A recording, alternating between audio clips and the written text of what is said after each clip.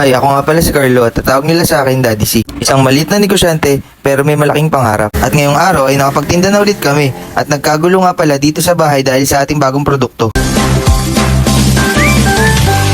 Maaga nga pala kami nakapagtinda ngayong araw. Dito nga pala ang pwesto natin sa Enverga Boulevard Street, Barangay Daungan, Mauban, Quezon, malapit sa Julie's Bake Shop. Maulan pa rin nga pala ngayong araw dito sa bayan ng Mauban at bumabaha pa rin, pero hindi ito naging hadlang para makapag-deliver kami sa ating mga mahal na customer. At para sa pangarap, dapat nakapokus ka sa goal mo sa buhay at kailangan ibigay mo ang 110% ng commitment mo sa bagay na ginagawa mo. Kung gusto mong may marating sa buhay, dapat hindi mo ikinakahiya kung ano ang trabaho mo, kung ano ang hanap buhay mo, lalo na kung legal, ethical, moral, at alam mong wala kang tinatapakang tao. At dumaan na rin pala ako sa palengke para makapamili. At dahil mag-iisang buwan na tayo sa ating mumunting negosyo at marami na tayong customer, ay naisipan kong tuparin ang kanilang mga hiling na magdagdag tayo ng bagong produkto. At bilang pasasalamat sa lahat ng maubanin ay sinimulan ko nang gawin ang ating bagong produkto. At sa loob nga ng halos 26 days nating pagtitinda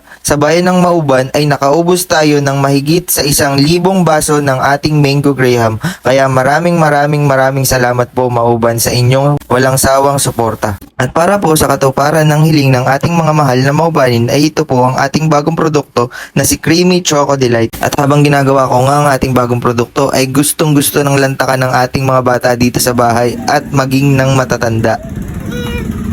Ng tasty! At mababakas mo nga sa mukha ng mga batang ito na talagang nagustuhan nila ang Creamy Choco Delight. At dahil nga successful ang ating first month sa ating mumunting negosyo ay simula ngayong araw, May 29 ay available na po ang bago nating produkto sa ating store.